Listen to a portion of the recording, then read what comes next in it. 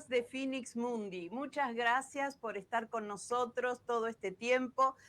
Ustedes saben que estamos en abril del 2025 celebrando un año de podcast de Phoenix Mundi. Este es si numeramos, nuestro podcast número 28, así que muchísimas gracias a todos, a Fexa Media, a ustedes que vienen acá a escuchar y a ver a invitados realmente excepcionales. Y hablando de invitados excepcionales, hoy tenemos también una invitada desde Buenos Aires, Argentina, especialista entre otras disciplinas, como puede ser literatura alemana. Hoy vamos a hablar de cine y literatura. Bienvenida, doctora Adriana Cid. Hola Alejandra, buenas noches, muchas gracias por la invitación y encantada de estar acá en este espacio. Encantadísima, encantadísimos todos, realmente la profesora Adriana Cid, entre paréntesis, bueno, me une una relación de estudiante-profesora en la Universidad Católica Argentina, en mi época de que cuando tenía 20 años, y ella fue profesora mía también en la parte de prácticos de literatura alemana, y desde entonces, bueno, ha sido una presencia realmente inolvidable. Así que Adriana, contentísima que estés acá con nosotros. ¿Cómo va Bueno, tu yo te vida por ahí? agradezco. Todo muy bien, con un otoño muy cálido, podríamos decir, con mucho sol, así que todo muy bien. Fantástico. Bueno, vamos a hablar entonces de cine y literatura, que es el motivo de nuestra reunión hoy aquí en Phoenix Mundi. Y bueno, y por supuesto me va a gustar introducir y dar información profesional tuya a nuestra audiencia. La profesora Adriana Cecilia Cid es licenciada en letras por la Universidad Católica Argentina y también obtuvo un doctorado por la Universidad de Múnich en Alemania en filología alemana, donde también obtuvo otro diploma para ser profesora de alemán.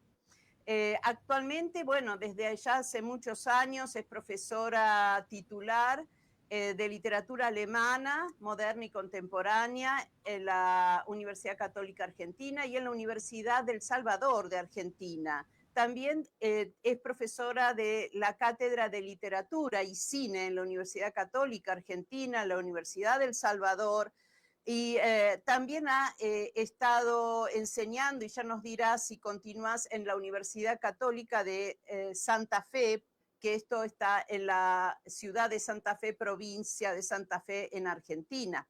Es profesora titular de Estética del Cine en la Maestría en Comunicación Audiovisual en la Universidad Católica Argentina, así como investigadora en el Centro de Literatura Comparada María Teresa Mayorana, de la UCA, voy abreviando, en el área obviamente también de literatura y cine.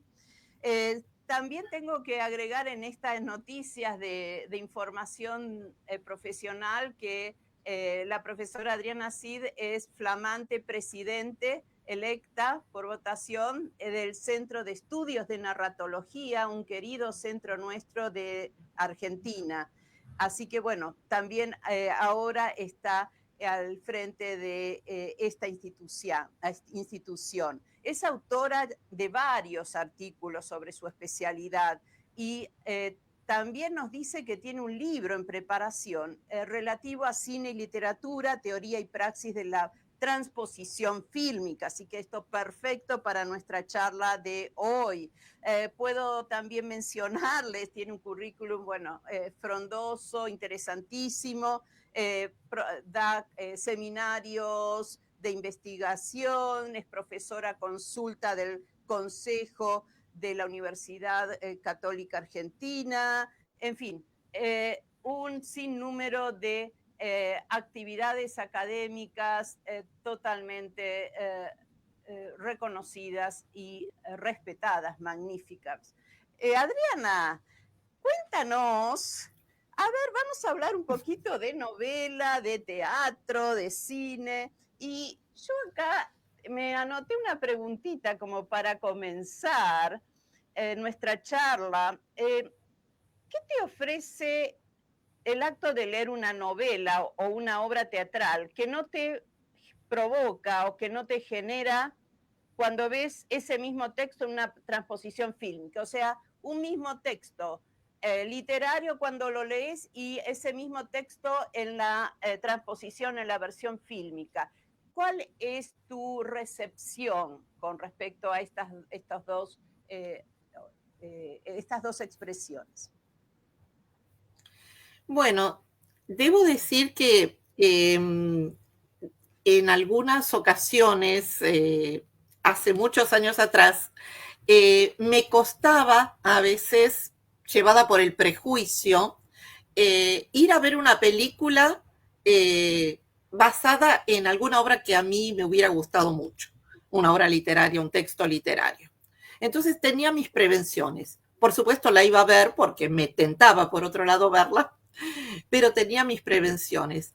Y un día realmente quedé muy conmovida cuando fui a ver la película de Visconti, Muerte en Venecia. Bueno, La muerte en Venecia es una novela que a mí me parece fascinante. Y cuando vi Perdón, la película... creo haberla visto con vos cuando era estudiante.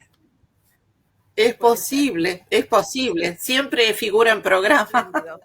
Espléndido, espléndido.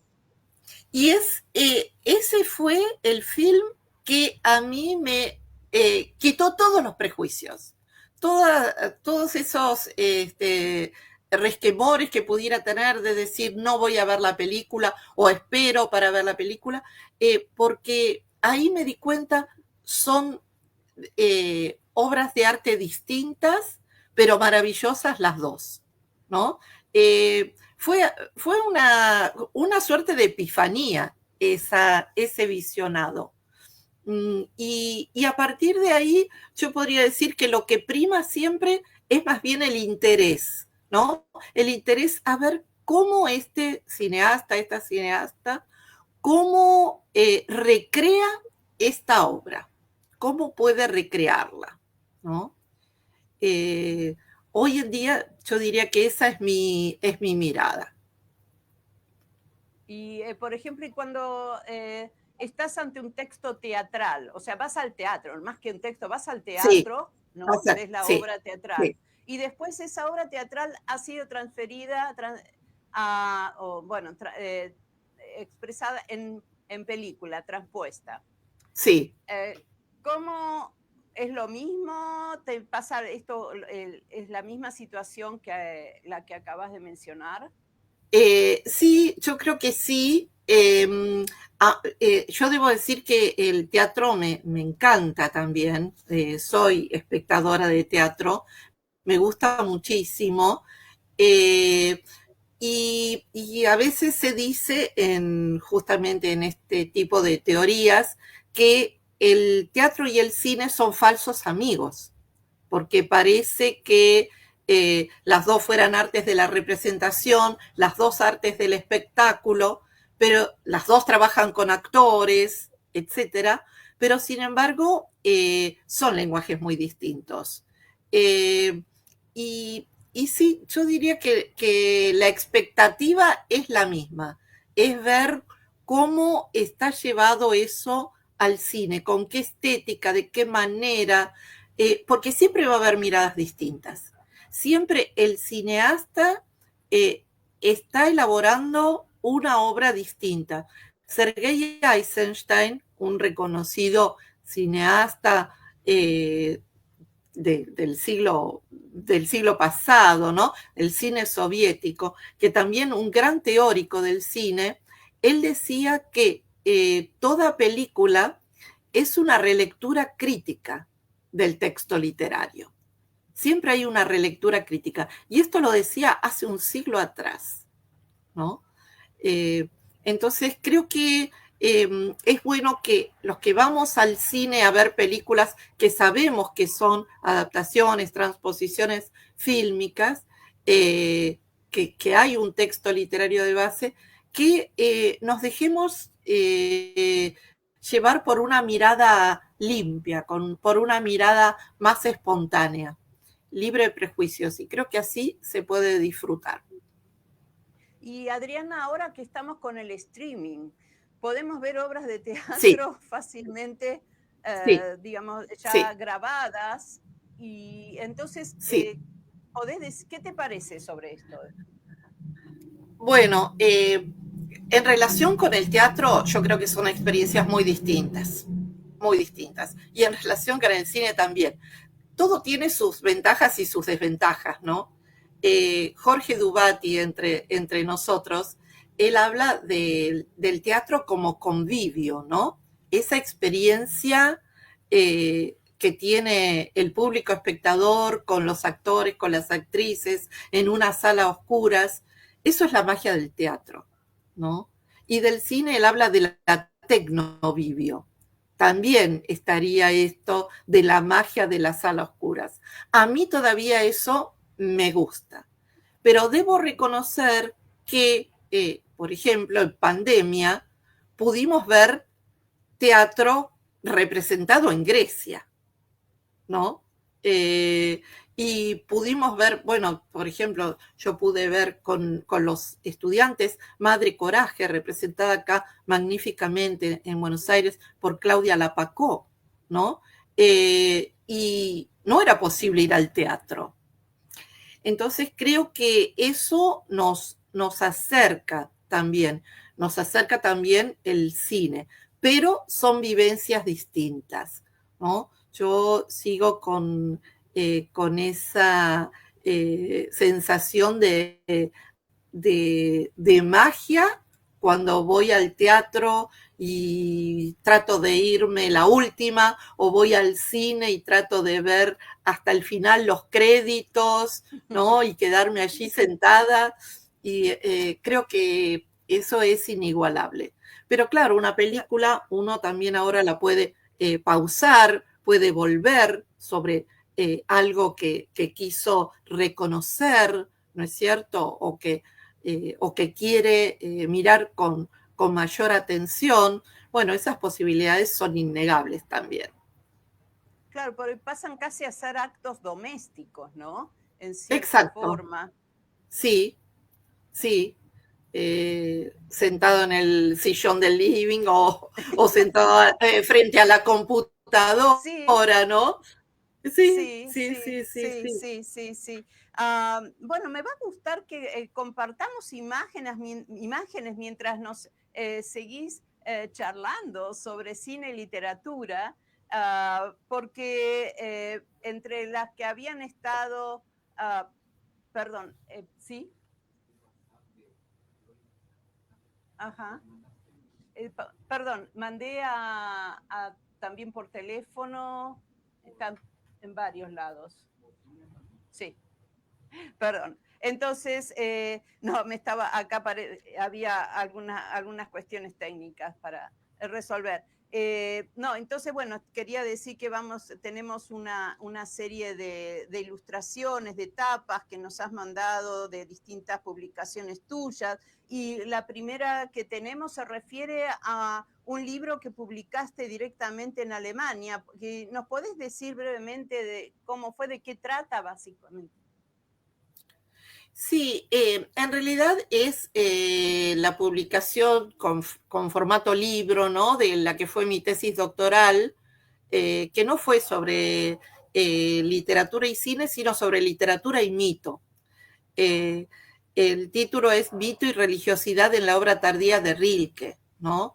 Un poeta que desde siempre me acompañó, ¿no? Toda la vida.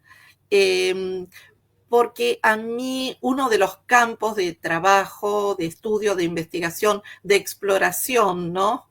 Para seguir con la temática del encuentro, es precisamente el mito, ¿no? El mito en el cine, el mito en la literatura. Me encanta esa frase de Marcel Detian que dice, el mito es un lugar nómade, ¿no? Y los comparatistas, los que se dedican a literatura comparada, postulan que los mitos son epocales, que en cada época van tomando formas nuevas, tienen esa plasticidad, esa flexibilidad, ¿no? Así que bueno, yo creo que justamente el tiempo en Alemania me abrió las posibilidades no solo de explorar el mito dentro de lo que sería la literatura comparada, sino también el cine, el teatro, ¿no? En esa posibilidad que hay, que creo que en Estados Unidos es similar, que uno va configurando su propia carrera, ¿no? Con seminarios, la va armando, no es algo tan estructurado, ¿no? Así que esta obra, perdón, Adriana, ahí claro, está sí, en pantalla, sí. claro. Esta obra en realidad trata de mito en Rilke, ¿no? ¿Qué función cumpliría el mito y la religiosidad en la obra tardía de Rilke? Muy bien. Digamos que hay un hilo que se continúa hacia el mito. Perfecto. Sé que vos has trabajado muchísimo el mito y que probablemente luego vamos a retomar, ¿no? Este hilo temático. Podemos pasar, señor productor, a la próxima imagen, que es la querida, famosa revista Letras de la Universidad Católica Argentina. ¿Qué nos puedes decir de este volumen, Adriana? Bueno, este volumen es justamente sobre artes de la representación, ¿no? A mí me gusta el análisis concreto de películas, de textos, pero también me gusta.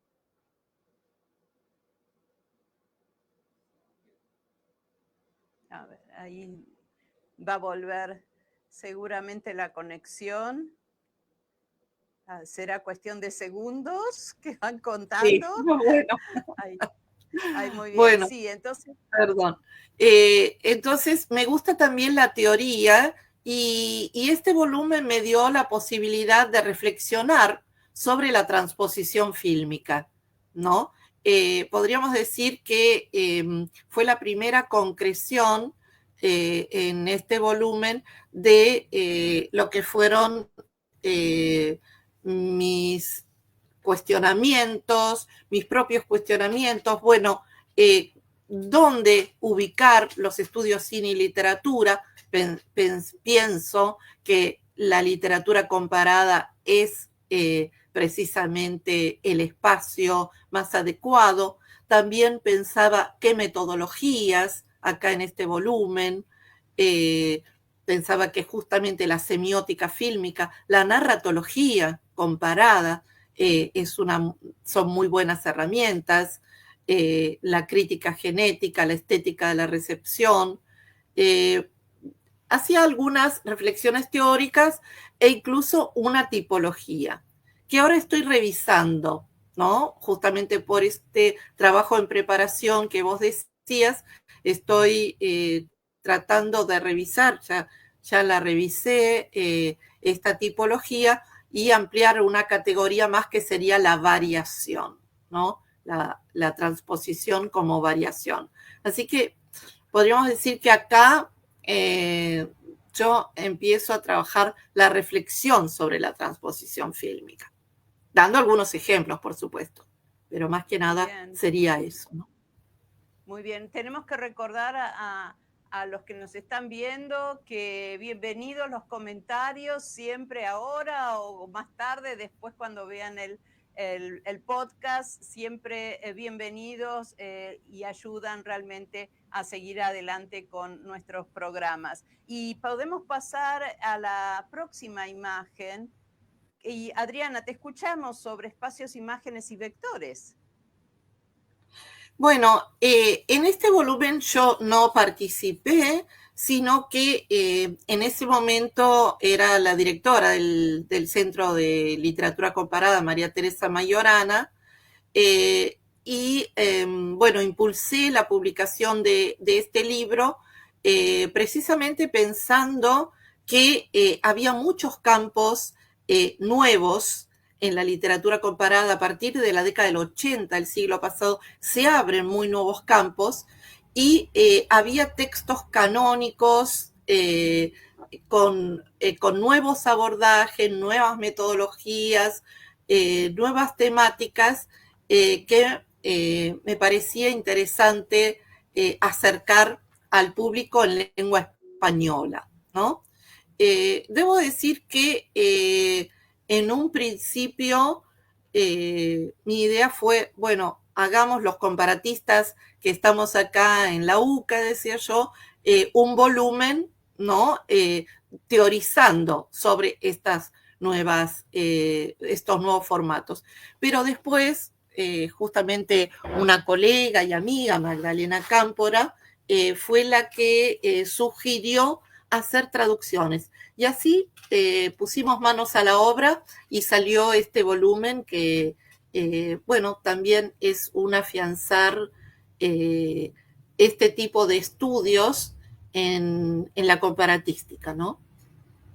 Muy bien, muy bien. O sea que acá tenemos traducciones de textos canónicos o importantes para los estudios comparados. Adriana, ¿es así? Así es para justamente de nuevas líneas en los estudios de literatura comparada, saliendo de lo clásico de la tematología, de la genealogía, de esos estudios, digamos, iniciales, y abriendo espacios nuevos justamente. Excelente, excelente. Y podemos pasar, por favor, a la próxima imagen, que acá tenemos a Dante Alighieri, es un visitante invitado nuestro, seguido con el doctor Capano y ahora con la doctora Cid. Cuéntanos, por favor. Bueno, justamente esto también es algo que había organizado la UCA en la conmemoración de los 700 años, ¿no? Por eso Dante, un camino de 700 años, y hubo muchos que contribuyeron a este volumen. Lo mío fue una mínima contribución, pero también está Daniel Capano, por supuesto, aquí. Daniel del Percio, bueno, Nora Sforza, no, hay muchos autores, Lucía Pupo, también, y a mí me habían invitado para un panel sobre cine, y justamente allí ensayé esto de la modalidad de variación, porque hay una película de Raúl Ruiz, un cineasta chileno francés por adopción, porque durante la dictadura militar de Pinochet, él se exilió en Francia, por eso a veces la grafía Raúl está en español o en francés, y él trabajó parte del infierno de Dante en un cortometraje muy interesante que no sigue tan de cerca el texto de Dante de la Divina Comedia, sino que efectivamente ambienta esa lectura que va haciendo uno de los personajes, Dante Flores, en lo que era la dictadura pinochetista. Y para mí esta modalidad transpositiva es una variación. Hoy en día se ven bastante variaciones, ¿no? Que toman lo germinal y después dejan, digamos, el cauce a la propia imaginación creadora, a la propia expresión, ¿no? Bueno, me parece una contextualización maravillosa con un estilo, como algún crítico dio en llamar, surreachilista, una mezcla de surrealismo y chilenidad, lo que logra Raúl Ruiz en ese corto sobre el infierno de Dante, ¿no? Así que bueno. Interesantísimo. y tengo que hacer justicia, poner también el énfasis en Daniel del Percio, el doctor del Percio, también especialista en italianística y que fue invitado nuestro hace unos pocos podcasts anteriores, y también, ¿no? Él tiene un importante trabajo en torno a Dante, ¿no? A Dante Alighieri. Así que este volumen, ¿cómo se pueden encontrar, conseguir, Adriana? Mira, este volumen yo creo que todo lo que es Minio y Dávila también es accesible vía virtual, ¿eh? Ajá, muy bien. Tendría que averiguar, pero en general Minio y Dávila tiene esa opción también. Excelente, excelente. Y podemos ahora ir a otra imagen que es muy interesante, porque pareciera que no es de ningún libro. A ver, ¿cómo es esto, Adriana?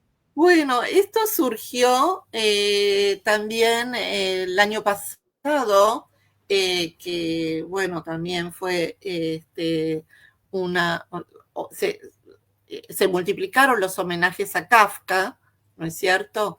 Y el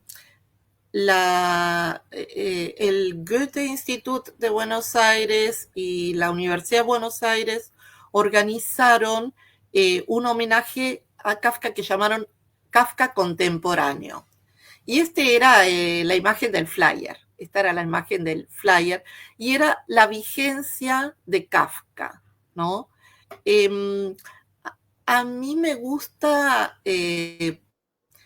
explorar algunos rincones, podríamos decir, de la transposición fílmica y plantearme algunas preguntas. Y una de las preguntas que me planteé cuando me invitaron a ese panel sobre Kafka y el cine fue si podemos encontrar alguna poética, alguna estética determinada en las películas sobre textos de... Ahí, ya va a volver Adriana. A ver, suspenso. Ahí viene el suspenso. Es muy interesante todo lo que nos va puntualizando y a lo que nos lleva Adriana en la reflexión sobre el cine y la literatura, ¿no? Y Kafka, ni más ni menos, tan rico. Bueno, acá estoy de regreso. Gracias, sí.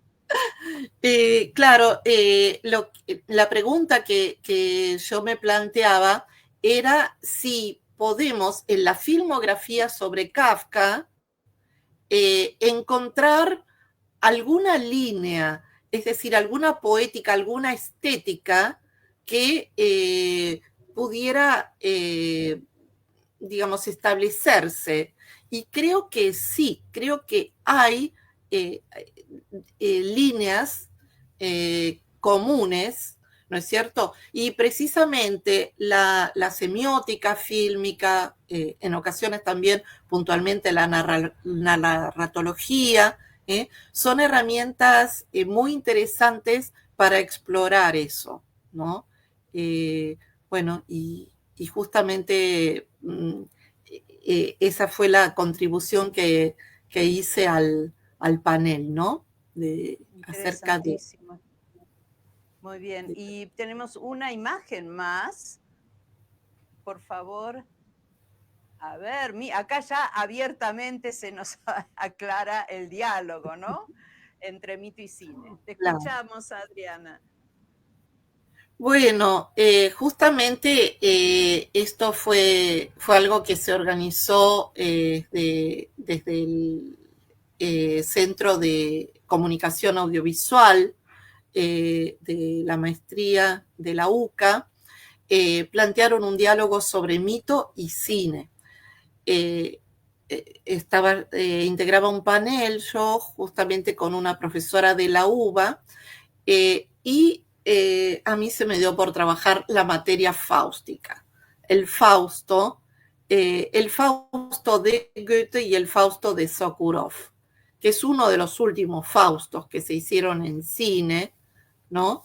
Y cómo precisamente Fausto se constituye en un mito, ¿no? Esto, bueno, no es una invención mía, esto ya está muy estudiado, pero cómo hay variaciones del mito que van hacia una parodia en sentido posmodernista, ¿no? Tal como la plantea así Linda Hudson, que a mí me fascina este aspecto de encontrar las diferencias en el corazón de la similitud.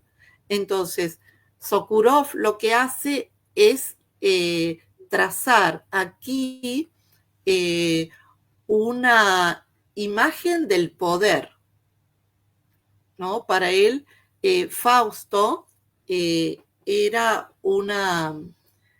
precisamente un símbolo de las ansias de poder. Y ese vacío frente al que está sobre el final, ¿no? El final es verdaderamente desolador. Es un hombre que va transitando por un camino que es un erial, verdaderamente. No sé Perdón, si... Adriana. Sí. Sobre nación, sociedad y poder en la literatura y otras artes. ¿Qué relación, rápidamente, porque nos deberías un seminario sobre eso, qué relación hay entonces entre estos tres términos, básicamente, o cómo lo enfocaste? Perdón, no te oí bien. Ok, ahora me seguís, ¿podés escucharme? Sí, ahora sí. No, te preguntaba, cuando hablaste del poder, Sí. que tengo entendido que vos diste un seminario, no sé si es para licenciatura, sobre nación, sociedad y poder en la literatura y otras artes.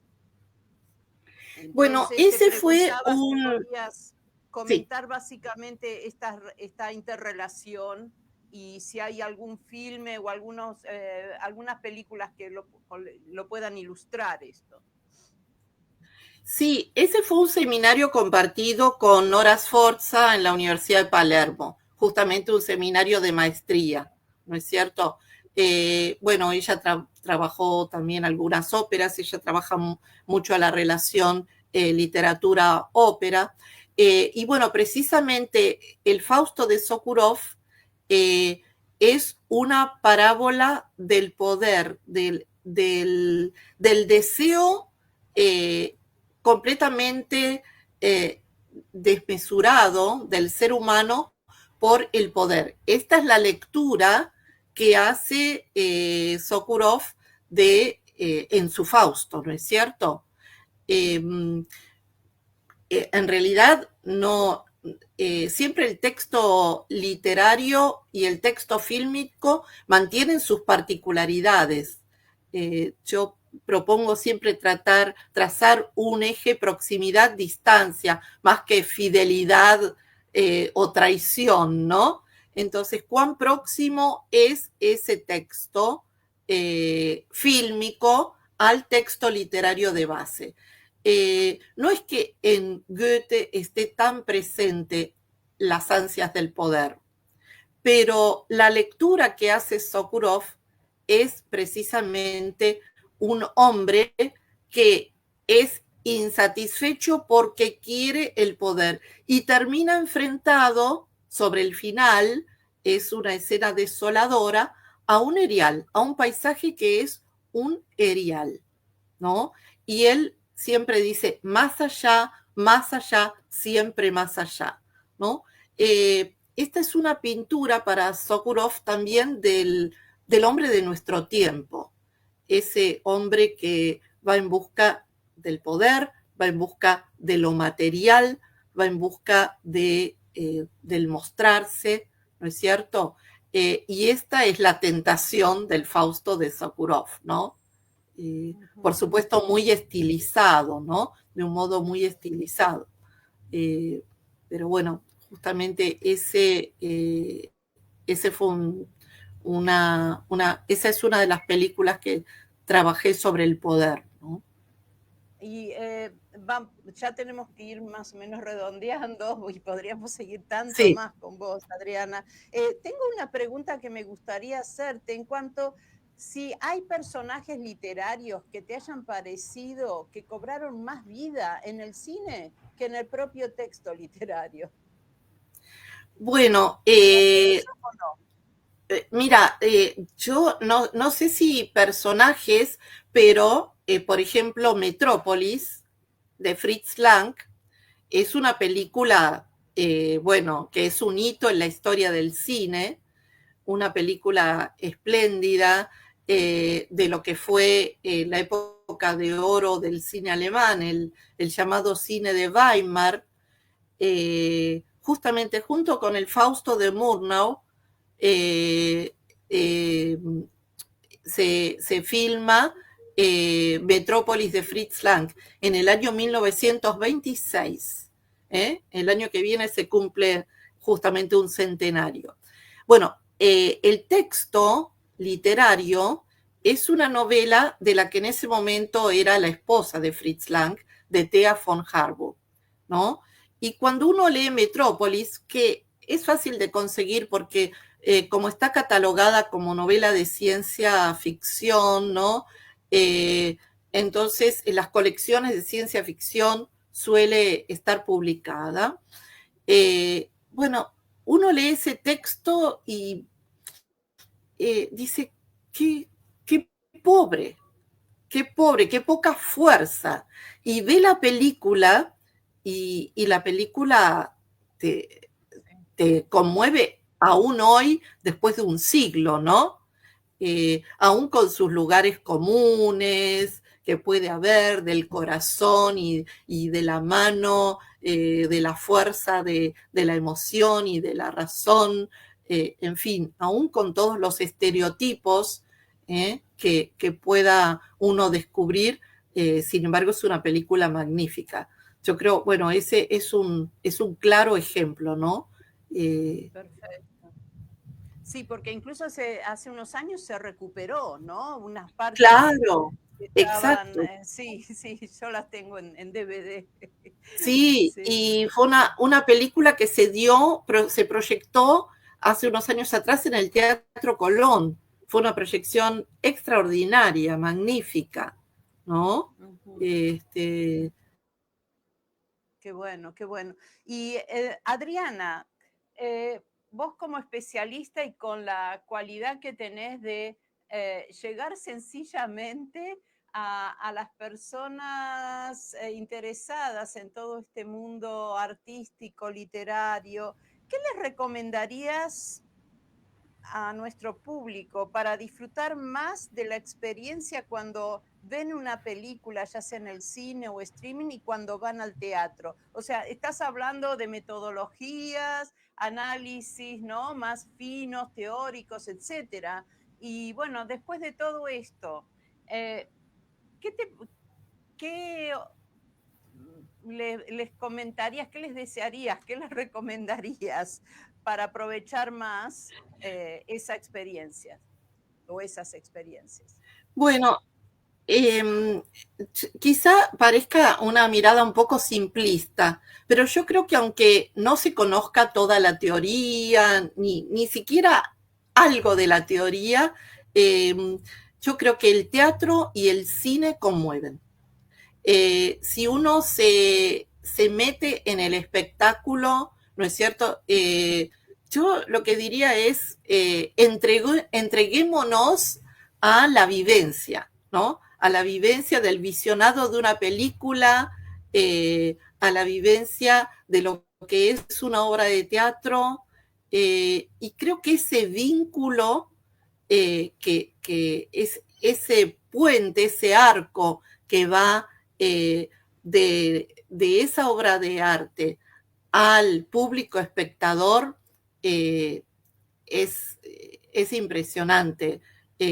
No hay, no hay muros allí, ¿no?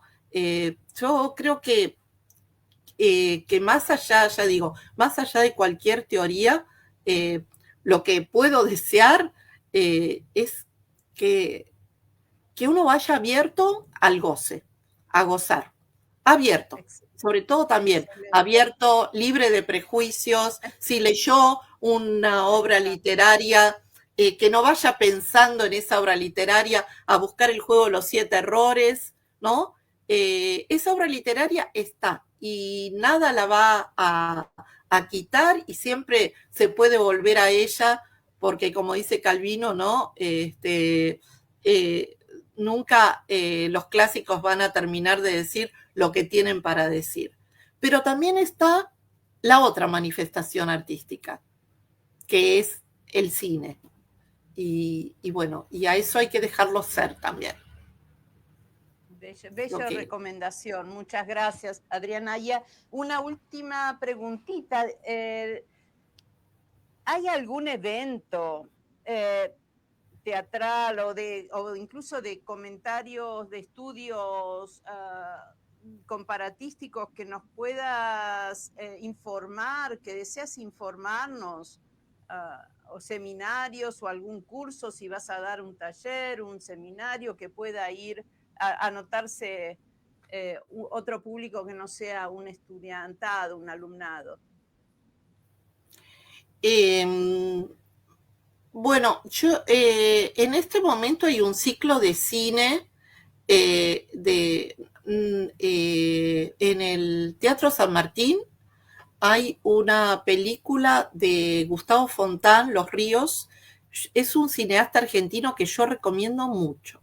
Lo trabajé bastante, lo entrevisté alguna vez y es un cineasta que une mucho el cine y la literatura. Él estudió letras en la UBA y después, bueno, se formó en cine y hoy está dedicado al cine. Creo que Los Ríos es la última película de él y la están dando en el Teatro San Martín. Bueno, eso lo recomiendo. Y después... Hay que ir a Buenos Aires. Hay que ir a Buenos Aires. Y después, no, básicamente, sí, yo dicto estética del cine en la maestría de comunicación audiovisual. Esto está abierto a oyentes también, si alguien quiere, y es híbrido, o sea, Perfecto. Se van viendo distintas estéticas. Perfecto, excelente. Muchísimas gracias nuevamente, Adriana. Tenemos un mensaje de Susana Elena Bonifacio, que nos dice que en cada entrevista conocemos excelentes investigadores, investigadoras en distintas artes. Mil gracias a Susana por seguirnos. Y bueno, Adriana, para otra charla quedamos entonces, porque siempre hay más para conversar con vos. Muchísimas gracias nuevamente y hasta pronto. No, te agradezco a vos, Ale, por la calidez, por este espacio que vos tan generosamente abrís a todos nosotros. Así que es muy lindo poder compartirlo. Muchísimas gracias a FEXAN, gracias al soporte que FEXAN nos da para que podamos llegar a todos ustedes. Y bueno, hasta la próxima entrevista, que también va a ser con una invitada de Buenos Aires. Después va a haber de otros lugares, pero bueno, seguimos con Buenos Aires en nuestro próximo podcast. Muchísimas gracias y los esperamos, como siempre. Chao, chao.